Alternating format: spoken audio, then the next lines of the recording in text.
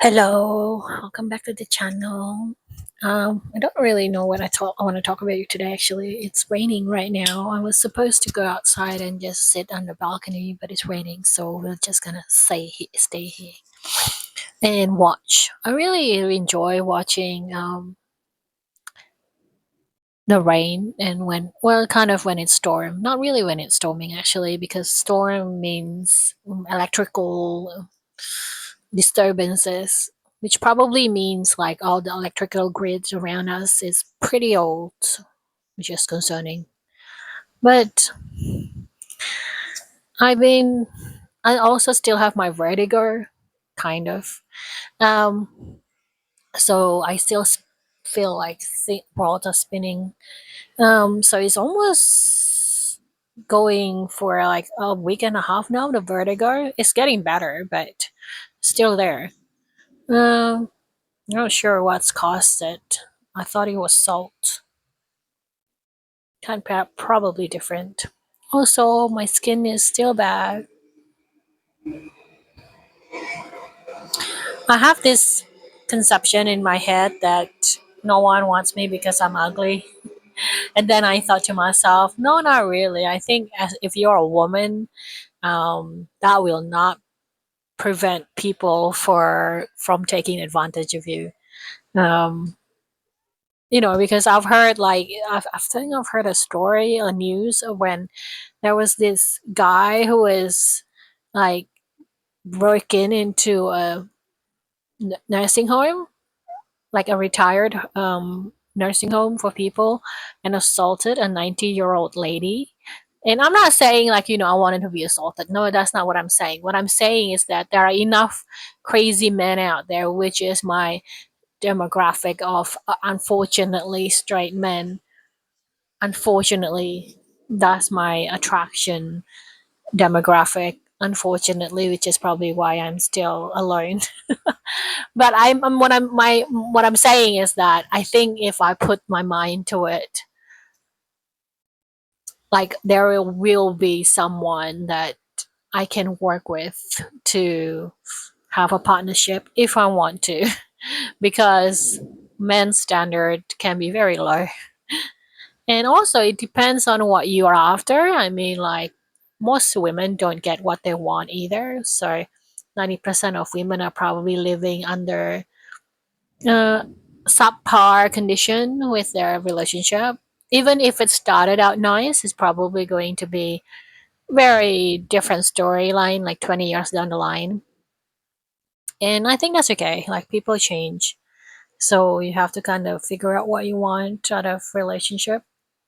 I guess because I'm still in the world of heated rivalry now, and it's been like what 2 3 weeks, and I'm still there. And it definitely brings back a lot of like conversation inside my own head about relationship, romantic relationship, and partnership, and building a future with people. And it's very confusing for me right now because I'm almost 42 years old, and usually around this time I panic a lot. I panicked last year, I think. Um, and I panicked when I was approaching 40, but 42 doesn't really feel like anything right for me right now anyway. Maybe because I have been feeling flat and I've been feeling numbed, maybe. I don't feel numb. I'm still kind of here, like, albeit foggy. I'm like, my brain is so foggy, I can't even see anything. Um, Also, I've been wearing my glasses to watch TV yesterday. That was good. I think I've just succumbed to the. I need to do that a lot more because I think it helps with a little bit of my dizziness as well.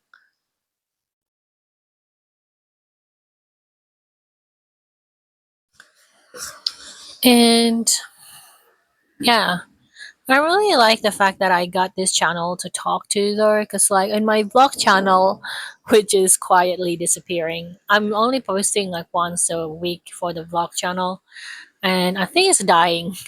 I'm not sure the health of that channel now. It's dying, maybe. Um,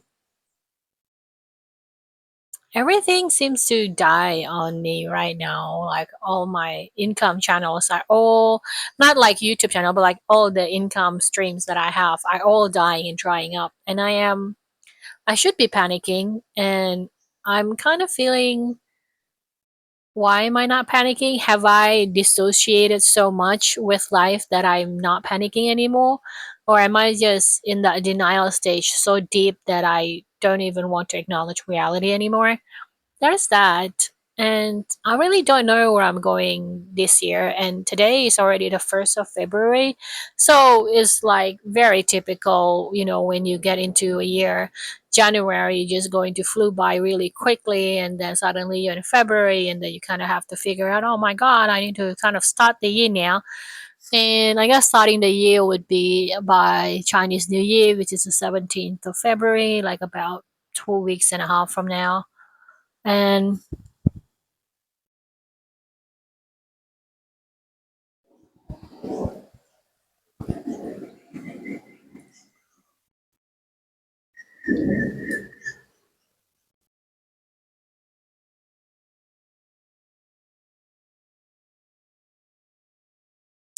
And I still don't have a plan, which is quite different than last year. Last year, I have this feeling of like I was just too exhausted to do anything. I'm still exhausted right now, but the feeling was completely different last year. Um, and last year, I really just, okay, I just wanted to rest. I don't want to do the bare minimum. And I did that. And my plan was just to have at least two posts in the channel for the vlogs, and I did like a batch recordings in January, and then for a midweek kind of talking vlog like this for the whole year. So at least like every single week they have a video over there, and then I'll do like the vlogs, the regular just vlogging, the b-roll sites every weekend or something. But now I moved everything here for the talking vlogs, and then I only have the regular vlogs there, which I don't know if it's a good idea. But I did that because I didn't really want to do much last year, and by doing that, I was only doing the vlogs. That was my bare minimum. But yeah, so I definitely didn't do anything much last year. Didn't kind of try to push myself, or it was just a lot of decompression last year, a lot of trying to come off from the trauma loops that was still happening a lot last year. And this year, I still have trauma loops. I think this even, but haven't gone into the deep end yet. And I feel like I'm so afraid to be positive. That's what it is. I'm so afraid to be optimistic. I'm so afraid to be hoping. I'm so afraid of setting goals because I never really seen my goals being met. And alongside with that is I never kind of have my needs met as well. Just basic needs like the needs for security and safety, and the needs for like growth and stuff. And by now, like at 40, almost 42, I feel like, oh, is it too late for me to have all of that being met? But I don't really have any kind of avenue to do it, to kind of plan it out. I don't have the brain power anymore, like the energy. I feel like I have used up my reserve energy. So it's like my backup tank. I've used it up. So I'm in that state now where I'm just drifting, I guess. But not as it doesn't feel as bad as previous years so far. Maybe because I have accepted that I might end up somewhere bad. But the fact is that I'm not preparing for that bad place. It's more like I'm trying to avoid thinking about the bad places that I might end up in, and I'm just trying to kind of grab my mind and just focus on the now and what's still working now, kind of, because my brain is still giving me a lot of negative thoughts, like a lot of cursing at myself and a lot of self abuse kind of statement as well. So there is that too. So it's not like they have gone away.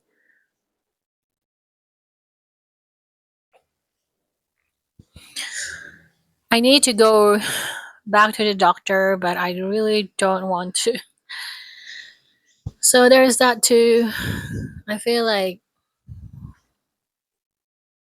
life is just too tiresome and I don't have the capacity anymore to keep going with this tiresome part of life. And I think last year I was kind of planning really this is probably a trigger warning. This is like a trigger warning. So talking about death, talking about suicidal and stuff.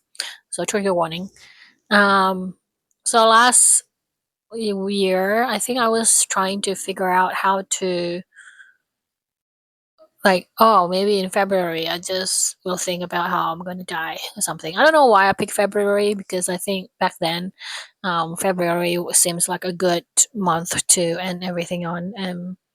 Also, I think back then I also have something on as well that kind of still going. So I thought, oh, I'm just gonna finish this off, and when this is finished, then I'll take care of myself. I'll go. And even though it was serious and it wasn't kind of serious, like there wasn't any kind of active plan. It was just like me trying to make my mind shut up about, negative things. It's kind of like making my mind um, hold on to this thing like, okay, you can wait until February to be like fully feral again about, trying to eliminate yourself. And I think like that was my way of doing it, which is not a good idea. And I think maybe back then I was still feeling intense emotions and intense feelings. I also remember like every single day, I think in the month of September and October or something, or November, I was still waking up with fully sweaty, like drenched body every morning, and my heart would palpitate very, very high, very fast. And this would kept going for like 3 months or something. And this morning it also felt it again. So I'm like, oh, okay, it's there again. And I'm like, okay. But my mind is very hazy compared to before. Before it was like extremely highly overthinking and over catastrophizing, maybe. But my mind right now is foggy and lethargic, which is not really a bad um, place to be when you have been in fully anxious mode. So, like lethargic is kind of much more welcome because it's slower. It doesn't have that pace that way you want to keep going. And when you have to find an answer, it's like very sanguine, which means like it's a lot more happier and slower, and it's a lot less chasing of answers and chasing of what you need to do in the world and stuff. So in a lot of ways, it's actually better for me personally, but it's not better for the I guess for the pursuit of capitalistic success. It's not better because it means like I'm not actually chasing anything. Because I'm rereading and rereading and reading. And also I watch Bridgerton, the 4 episodes, which probably going to follow up next time again in by the end of February for the second part. Just another 4 episodes they're gonna drop. So that's a lot of like TV shows adapted from books, and I've read the books before, like in maybe in season 3 when they were doing Penelope and Connor.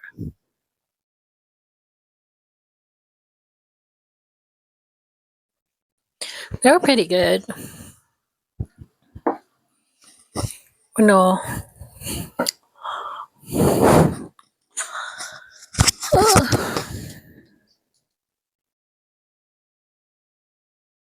Can you see my reflection back there?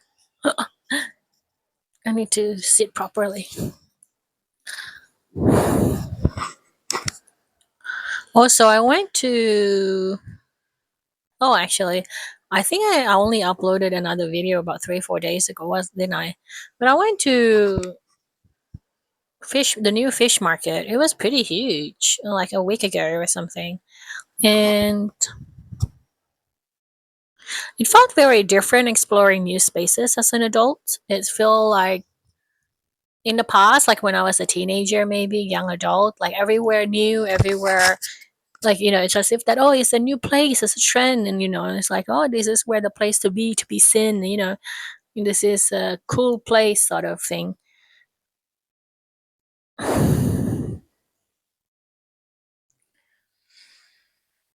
It's as if that, in the past, it's a place where you have to be so that you are not going to be seen as an outsider, because want to be seen as an in group, and you don't want to be seen as part of the popular group. So you go to the popular places where, basically the popular people go. And I guess that has been replaced with influencers now, and that's why people pay influencer to kind of promote their new spaces so that most people would come and visit it. And I feel like as an adult, it's completely very different experience for me. Like when I see new places, my mind goes to how long will this place be here?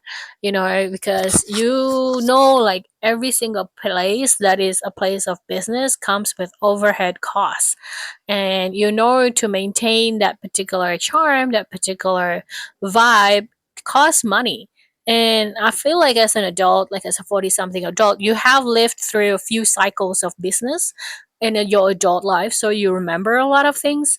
And you've seen, like, these luxury brands come and go, and you kind of figured out, like, in your head, like, are these luxury brands actually making money? How luxurious are they? Because, like, when we think about luxury, right, we think about this endless amount of money that is there. And that's why they are demanding an endless amount of money to pay for their products. But you also remember there are a lot of other luxurious brand that has gone bankrupt, that has never heard of again, and you realize that, just because they market themselves as a luxurious business or a luxurious place doesn't mean that there are actually money in there. It's just marketing. And I think when this happens, it's very,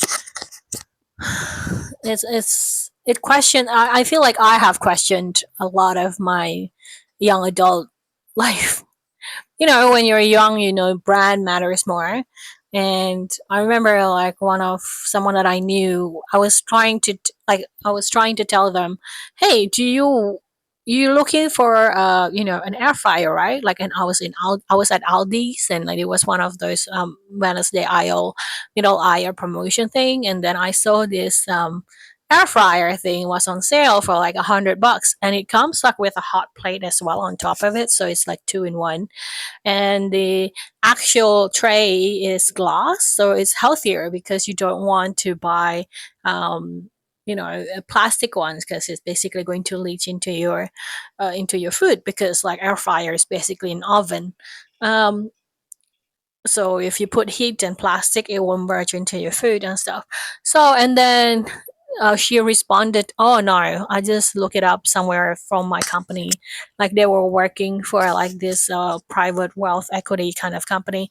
And then they go, I don't trust all these brands. It's not really all these brands, it's basically just a brand that, it probably like some, I don't know, like, Aldi sometimes just slap on their brand, but the manufacturer is probably the same manufacturer and the same product exactly with other brands that are probably a lot pricier, but because the brand slap is different, so it's called white labeling, meaning like, you can buy from the manufacturer of Reeboks, for example, but Reeboks is not using them, so maybe excess products, so you have the same quality of a Reeboks products, but you just put your own label to it. Like for example, in Aldi, probably they just put like, I don't know what Aldi's brand is for shoes, but like whatever it is that they use for shoes, and then they will sell it cheaper because they got it for cheaper, and then they have the economic of scales distribution wise,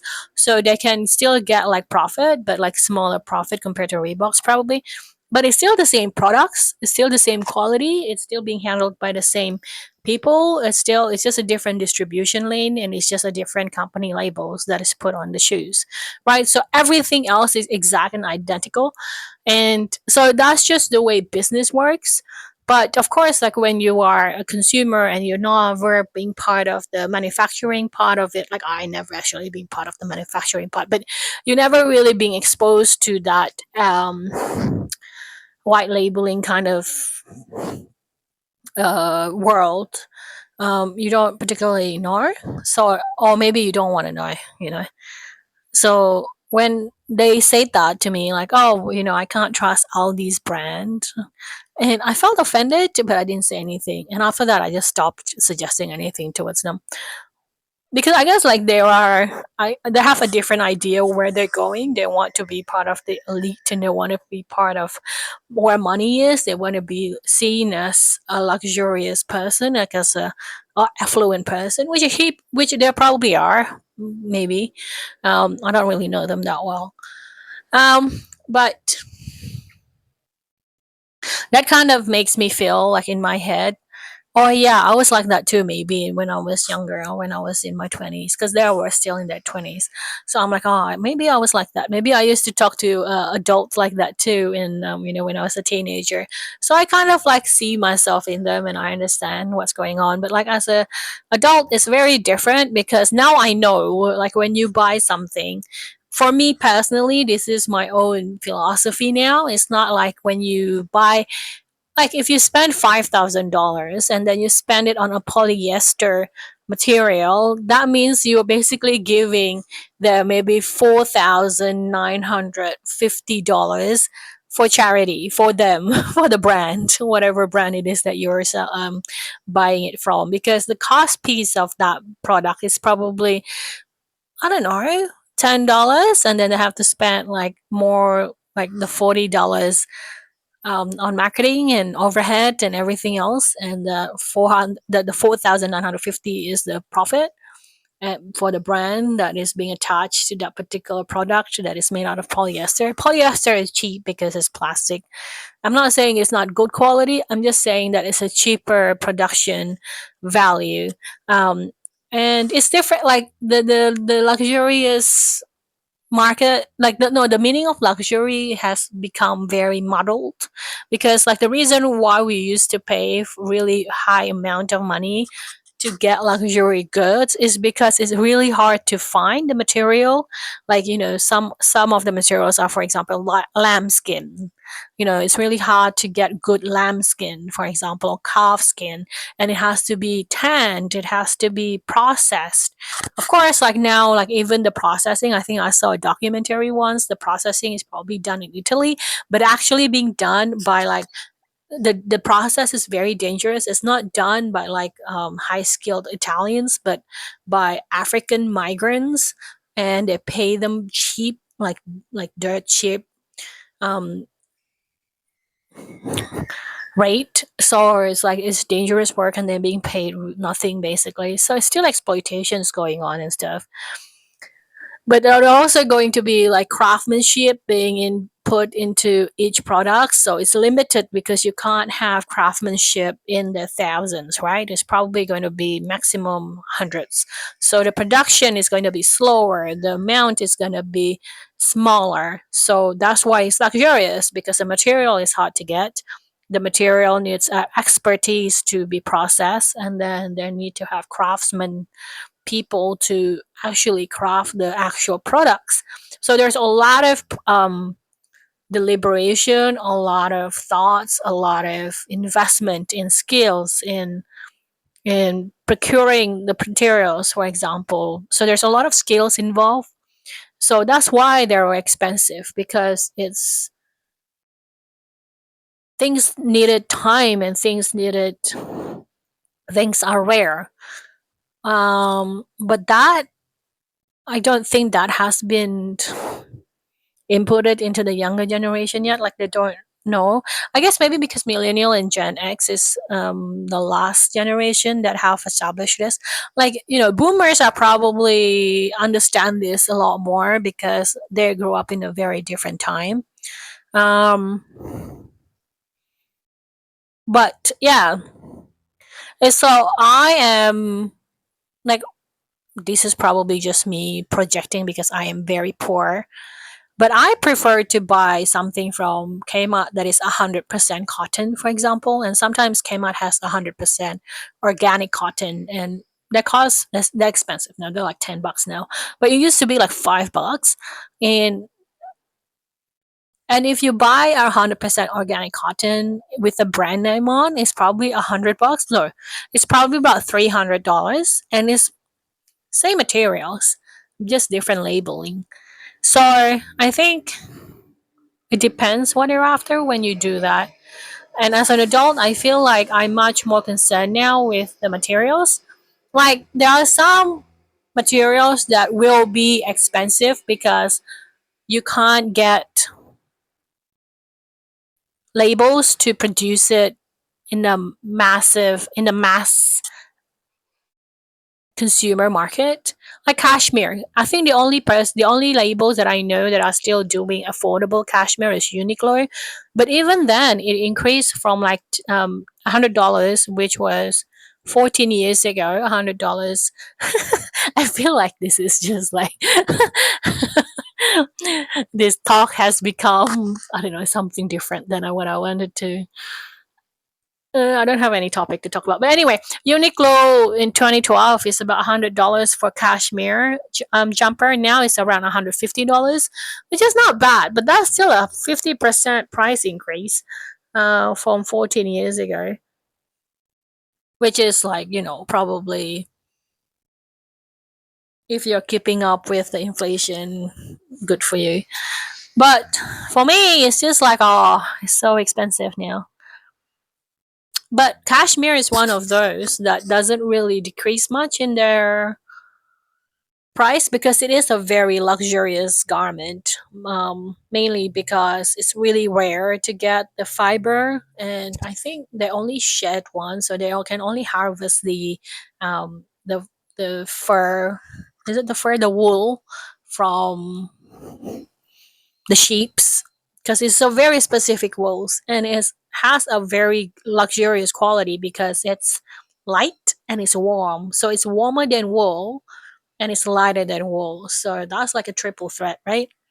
And so if you buy the coat, not the jumper you can get like 150 or $200, $300, three or $400 is actually not even mid range. That's still low range price for a cashmere jumper. But Uniqlo is cheap for a cashmere jumper. But also with Uniqlo, you have to take care of it better because the the stitch can come loose very easily, so you can't really put it in the washing machine a lot. You have to take care of it very well. You have to put it like in hand wash very rarely. You should not be washing it every time you wear it. So um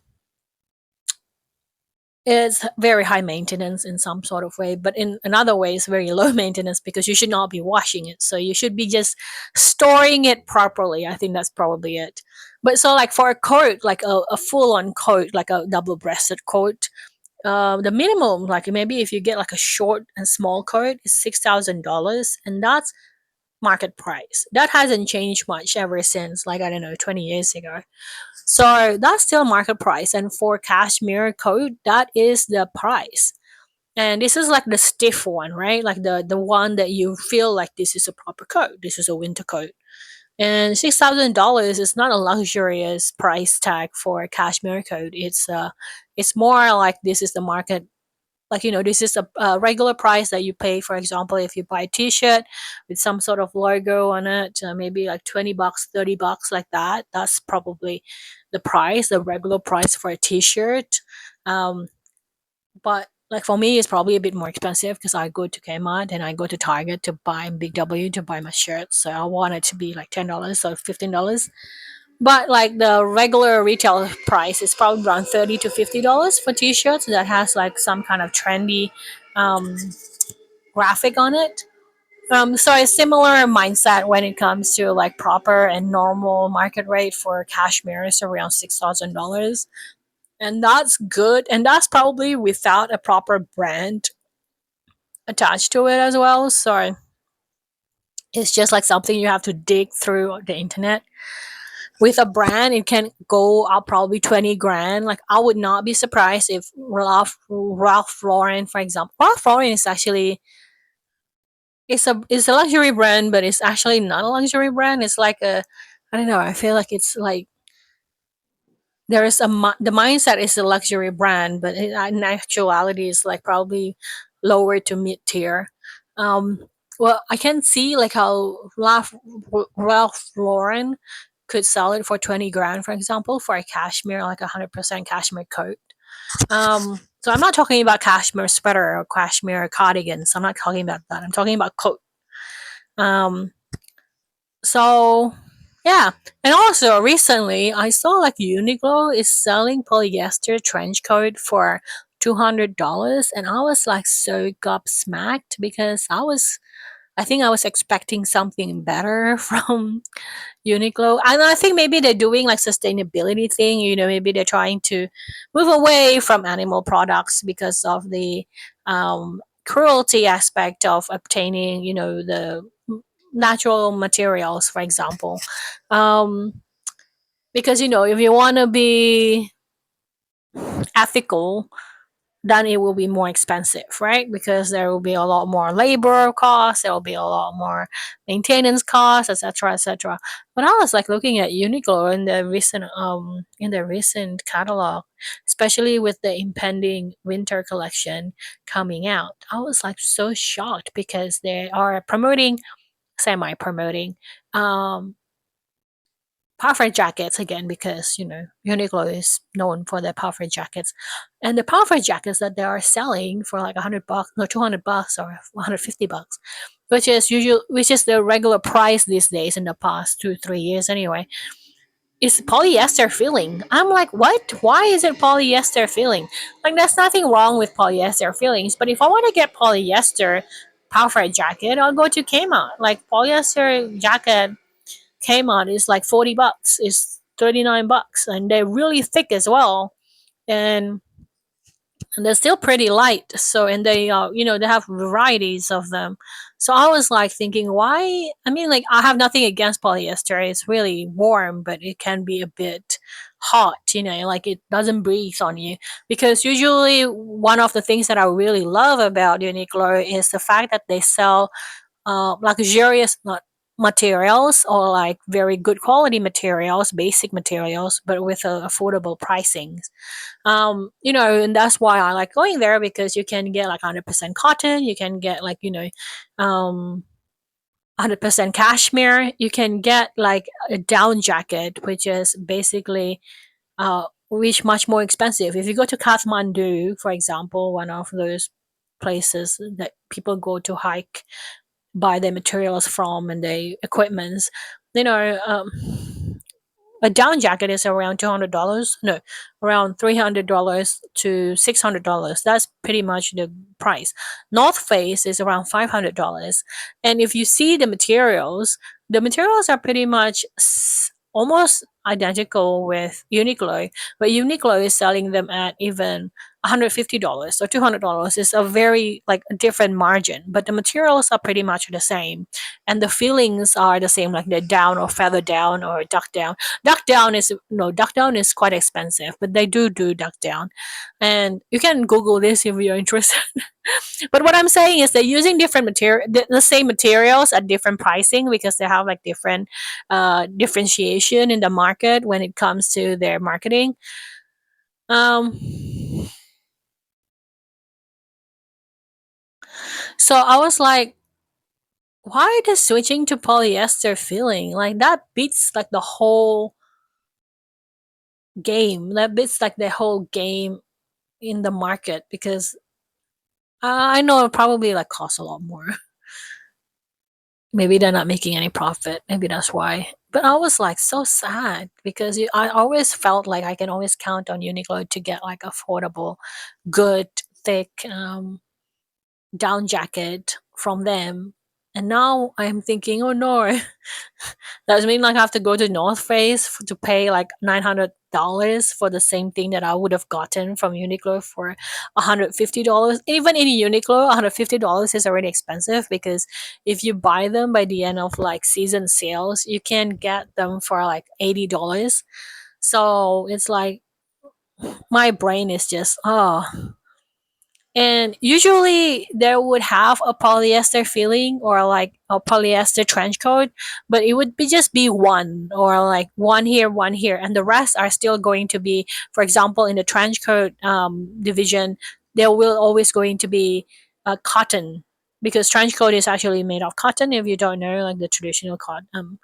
And that's why it's a trench coat. Um, and it's cheaper. Like even back then in 20, I don't know, 2004, in the early 2000, I used to buy one. My first trench coat was from Marc Jacobs, and it was $300. And the quality is, it's still made of cottons, and but the it's thinner, so I paid $80 from Uniqlo from the season sales, and it the quality is better. So the quality is thicker, it's better sewing, it's better materials. It's still cotton. It's trench coat. It's better structured. It's better made, and it's like cheaper. And it's like 20 years um, in the future from the $300 that I paid from my first paycheck. No, for my first job, not my first paycheck, but like so I guess I'm just complaining because I'm afraid Uniqlo will drop the quality and the materials that they use for their products, and just to make sure that they're afloat. I hope it's temporary. I hope like maybe in another season they will come back with the with a good quality material again. I guess that's what I want to say. Like as an adult, I know like materials matter more than the branding and the marketing, because I prefer to pay $400, for example, for a good calf skin cow, like grain leather bag that is so soft and so like it's so soft and so pretty than $5,000 polyester PVC, basically plastic um, bag with a luxury brand attached to it. Because like if you buy a PVC, which is a polyester or plastic materials, which is great, like, but I buy them from Kmart. Why would I pay PVC more than the material and the costs? Like, why would I do that? Like, maybe because I'm poor, but you're buying expensive goods is because it's expensive for the materials, for the craftsmanship. You're paying actual people putting their efforts and time into this product. When you buy like cheap stuff, material wise, you're not paying any craftsman or artists or people that put time and energy to this. You're paying, basically you're giving away your money to the brand, to the company. That's my brain anyway. That's how my brain works. And I don't particularly want that, but maybe I'll change my mind when I am like have a lot of money, really really rich. I'll probably just go in there just to kind of like, here, I have money, pay for this. Like Brunicelli, for example. Brunicelli looks like one of those luxurious brand that still is keep in touch with the human aspect of it. Like this is expensive, $20,000, because we paid our craftsmen and the people that works to achieve this product that you see in front of you. Well, livable wages, and the materials is also hard to find. Actual luxury kind of statement and stuff. The value chain is respected for the talents and the skills and paid accordingly. I know I just rambled on about things that probably you don't care, but I don't have any topic these days to talk about. The rain kind of stopped, but maybe it has stopped. It's still really gray and the wind at the top still strong because the clouds is moving very fast.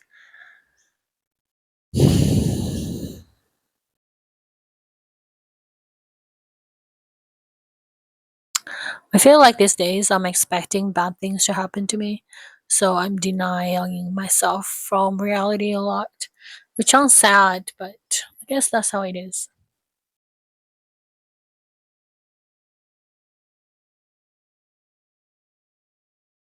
Anyway, that's it for today, I guess. 40 minutes it should be enough. I just basically talked about nothing. uh I guess I'm just trying to exercise my voice box, especially as a woman. I actually need to talk a lot more, like as a physical woman, not as me, the personality. The personality doesn't want to talk out loud using my voice box. When the personality doesn't want to use the physical, the personality doesn't want to be in the physical body much actually. The truth of it is so sad. Anyway, yeah, I'll talk to you later. Maybe I don't know about some other random topics. Maybe I hope you guys are having a good weekend, and hopefully your week ahead will be great. I'll talk to you in the next video. Like and subscribe if you like this, and if you want to support directly, you can go to coffee.com/Valerie. And if you want to watch vlogs of what I'm up to, every now and then, you can go to the channel Valerie. Anyway, I'll talk to you later. Bye, everyone.